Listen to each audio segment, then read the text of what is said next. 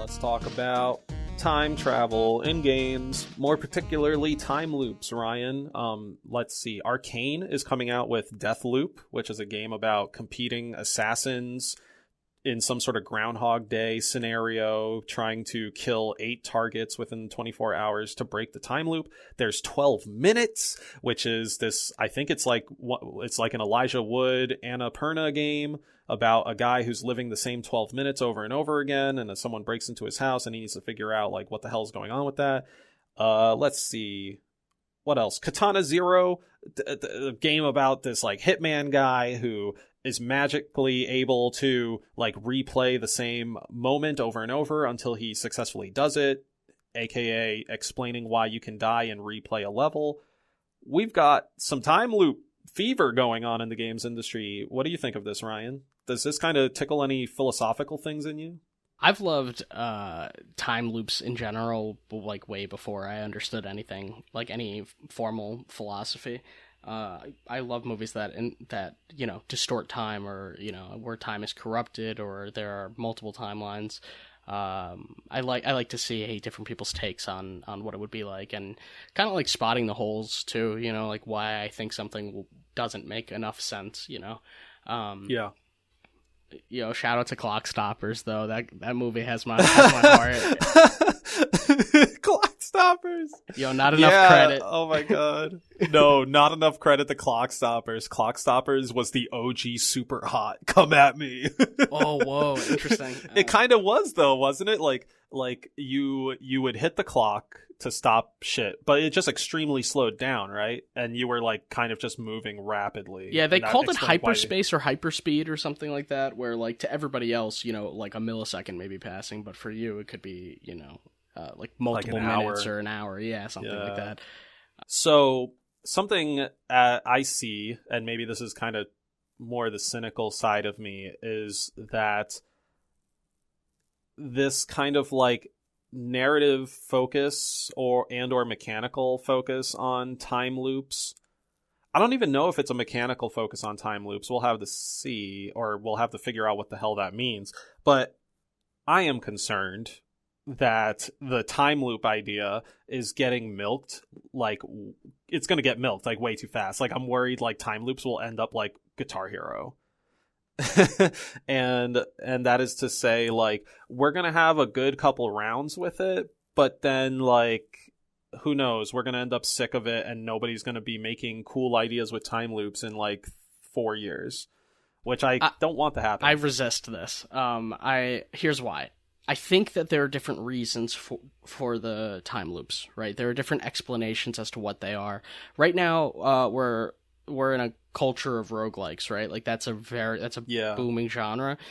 Roguelikes require that you start over at the beginning, like there's an awareness that the player has that they are going to go through this roguelike. So the roguelikes often have to find, like they narratively seem to want to create a diegetic reason for the reoccurrence of, or the respawn or whatever of the character, right? So if we look at like Hades or Dead Cells, like there's a reason why the character, we know that this character is like dying and is but time is not looping. They are just they are progressing still through time, but they are respawning in an organic way to their world. So you mentioned Hades. Correct. Right? He dies, he comes back to life in the blood pool, and whatever mythological reason there is to that is River Styx, Oh, the river Styx. That's right. Yes. Okay. Thank you.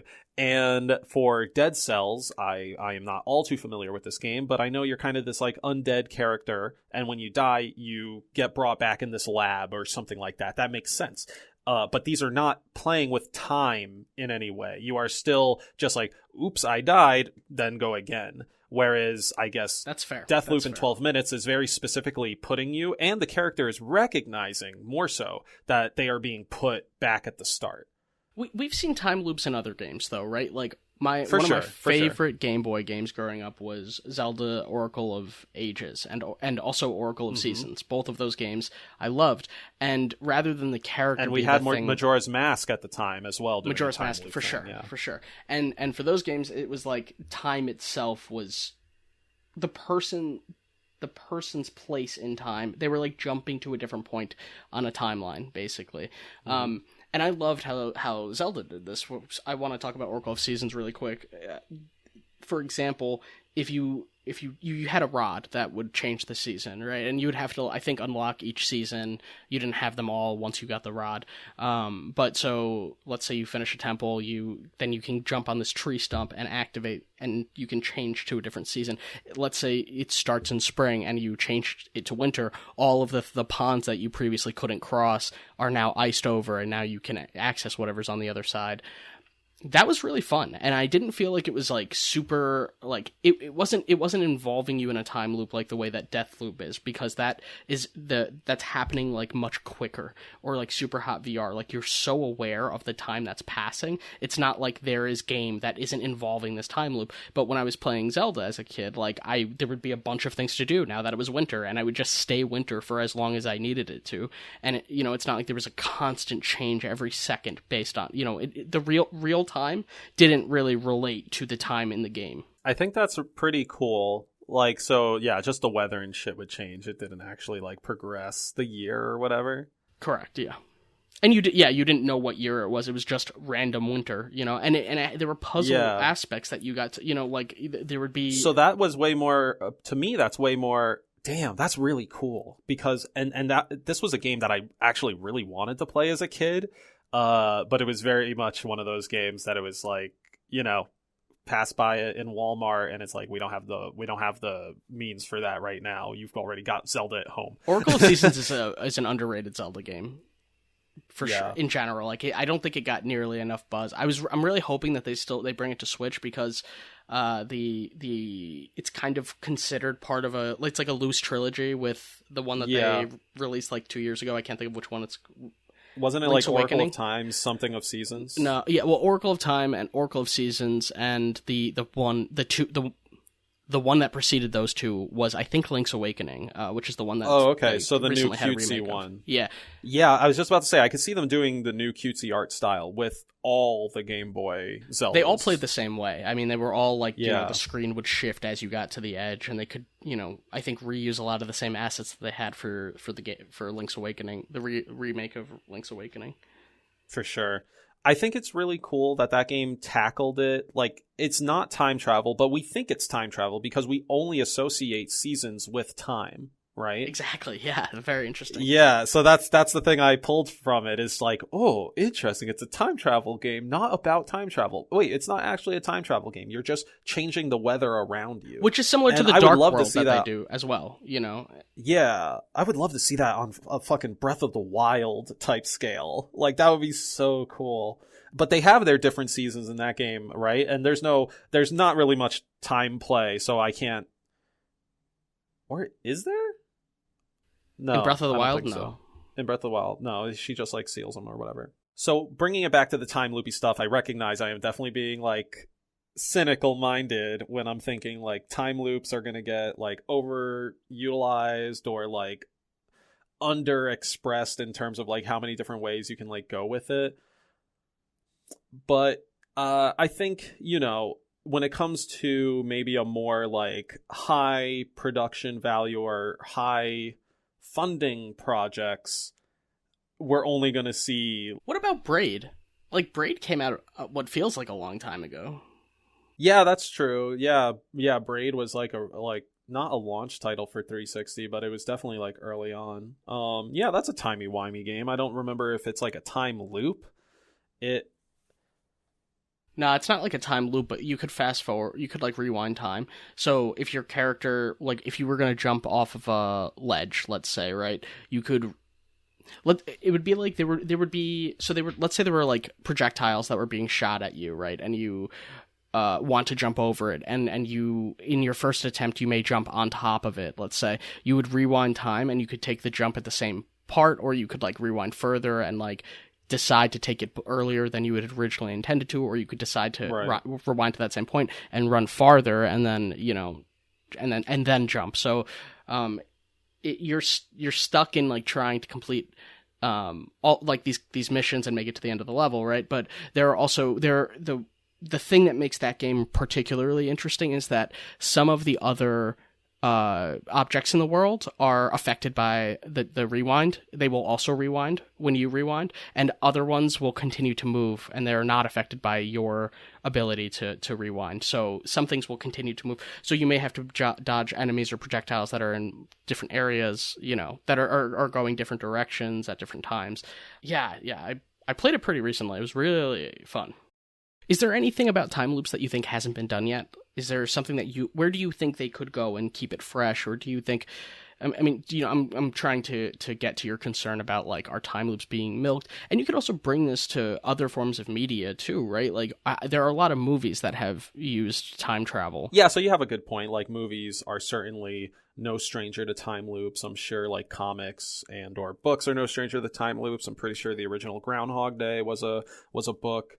But my main concern just lies with the projects that require higher amounts of funding, just sort of repeating the same idea of, like, okay, I'm waking up in the same day. Why am I waking up in the same day? Oh, well, you gotta do this thing. Oh, I gotta do this thing, and I'm gonna keep waking up and failing, and then I do this thing. Like, I don't think it's going to serve the story. You think that it's going to be reused as a mechanic, and it's going to be a weak narrative. Yes, exactly. What you said, hey, the market is going very hard into roguelikes, and, people might be saying, like, why am I rogueliking? And now time loops are here to narratively excuse why you're rogueliking, and that's all they're going to be used for. That's kind of just where I stand on that. Like, I will see where the market goes. There were certainly time loop games in the past that, like, didn't have this sort of idea behind them, I guess, or my whatever point of view on it. I think the problem is that anything that's involving time travel requires a robust understanding of, like, space-time continuum, or not even understanding, but theory. It has, you want it to be internally consistent so that there are no, plot holes for everybody that everybody's going to like follow. You want it to be something that's able to hook you and be believable in some sense. Although we know that it's science fiction, we know that it isn't real, but it should intrigue us in a way that feels like, resonant still. And if it's going to take this, like, very philosophical and complex idea and just use it for, use it as a tool rather than fleshing out all of the tissue there, if it's not going to flesh out all the theory behind it, it's not worth our, mind share. We want to turn away from something like that. Even if the game is good, it might feel cringe if the main aspect of, or the main, if the underpinning, if the metaphysics that underpins the story is not acceptable to us, if we find it boring or repulsive or unbelievable, we want to drop it. That's not going to engage us, even if the mechanics of of the gameplay are great. Yeah, like, something that I would love to see mechanically pop up from these time loop games is I guess maybe, like, the potential consequence of, like, seeing all these attempts play out. Like, we have seen that in other games in a very Ghost-like manner. Like, Super Meat Boy, biggest example I can give, is, like, that is a game that's very difficult. You're meant to lose many times in a single level. Once you beat it, you watch a replay of all your attempts playing through at once, not colliding with each other. And I think that's really fun to watch and cool, but when I think of time loops, and when I think of, say, Deathloop particularly, having to assassinate 8 people in one day, I then start to think a little bit about Breaking Bad as well. There's an episode where Walter White pays people to organize a hit of, like, 4 different people at 4 different prisons or whatever, and it all happens at the same time, and I'm like, fuck. That'd be kind of cool as a concept for, like, a time loop thing. Is like, hey, like, let's take Deathloop, right? I have the 8 people I need to go after. What if I get this ability that now I get to save one of my runs, and they tangibly go out and, like, they do the thing? The whole Back to the Future, like, hey, if you guys see each other, the time will rip apart or you pass out. I don't really know. Like, let's kind of just sweep that under the rug. But I think that would be a really cool way to at least start stretching this idea. And I agree, like, maybe that's why it's also so difficult to talk about, is like for the time travel stuff, like you need to have a shared understanding of what theory you're working on, and how like certain people's theories like differ from each other when it comes to understanding space and time. And that certainly makes it more difficult to market a product to an audience. If they already aren't thinking about time travel, then you got to be like, oh, have you ever like understood this idea or seen this property, because we're going to draw off of that. It's a lot. And maybe I'm just being prematurely skeptical. Maybe this is just like the entrance of a really cool new modifier for games. Like, I wonder if maybe we'll get an Uncharted like experience that ends up falling within a time loop. And what the heck could a time loop?